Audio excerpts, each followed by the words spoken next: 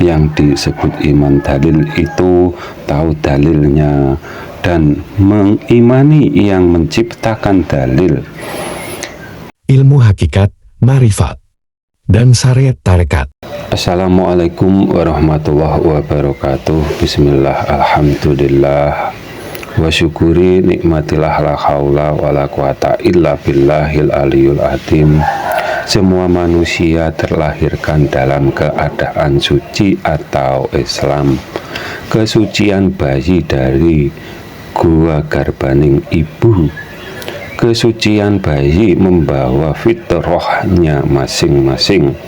Islam agama yang suci, karena agama Islam hubungan antara hamba dengan Tuhan yang maha suci. Tidak ada makhluk yang menempel atau menyatu. Kalau ada yang merasa dapat menyatu, berarti membatalkan sifat maha sucinya zatnya Allah subhanahu wa ta'ala. Manusia itu hanya bagaikan debu bila dibandingkan dengan kebesaran zatnya Allah subhanahu wa ta'ala. Langit bumi ini saja bila dibandingkan dengan kebesaran zatnya Allah subhanahu wa ta'ala hanya bagaikan sebutir pasir di dalam lautan.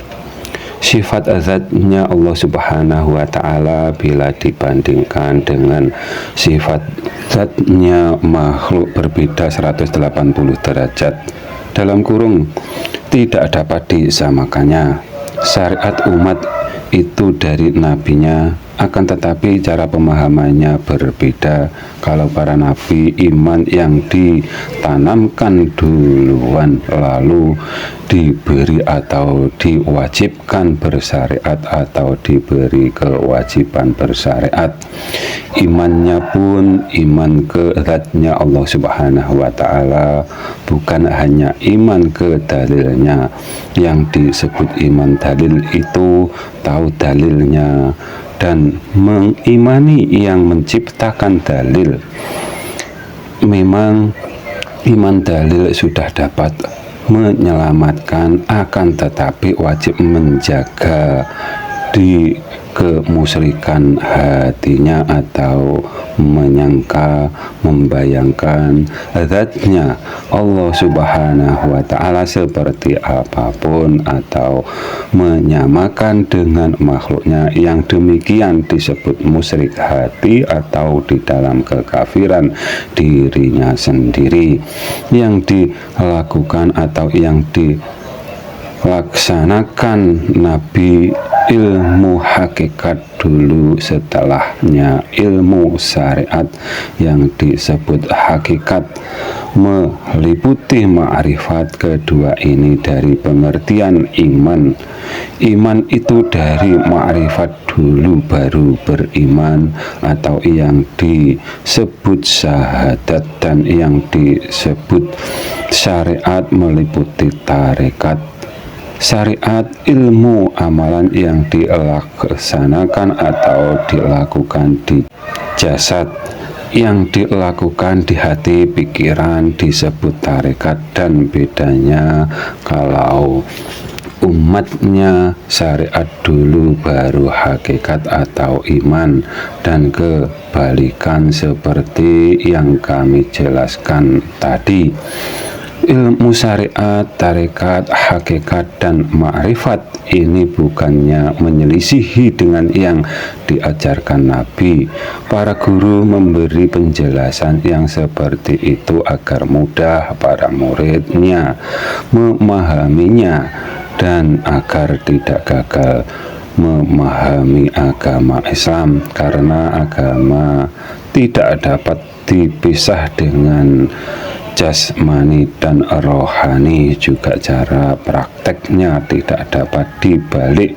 Bila iman dipahami dengan hati pikiran yang ada musyrik hati atau di dalam kekafiran dirinya sendiri, dan syariat mokal dapat dipraktekkan dengan rohani, dan yang disebut Islam itu iman kepada Tuhan yang menciptakan semua dalil dan yang kita sebut Allah Subhanahu wa Ta'ala.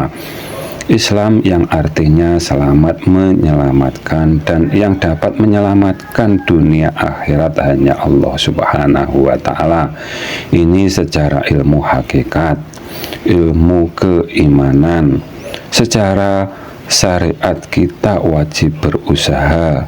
Berhasil tidaknya itu wenangnya, pemberiannya Allah Subhanahu wa Ta'ala. Dalam kurung, amal ibadah sebagai sarana mencari ridhonya Allah Subhanahu wa Ta'ala.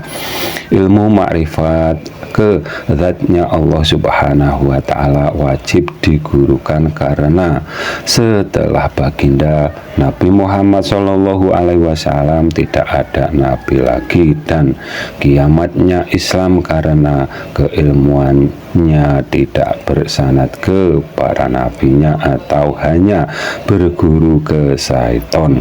Dari kisah yang ada terjadi pada orang yang pandai dan mempunyai pengaruh, contoh Samiri, dan disebut sebagai dajjalnya di umatnya Nabi Musa.